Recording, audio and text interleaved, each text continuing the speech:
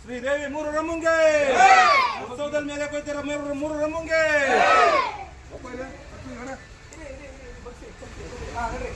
ಬಹಳ ವರ್ಷಗಳ ನಂತರ ಕಲ್ಕುಂಜ ಗ್ರಾಮದಲ್ಲಿ ಮೆರೆ ಕೊಯ್ತಾರ ಮೂರು ರಮ್ಮಂಗೆ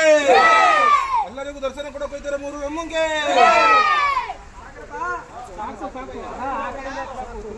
ಇಲ್ಲ ಇಲ್ಲ ಇಲ್ಲ ಇಲ್ಲ ಈ ಕಡೆಯಿಂದನೇ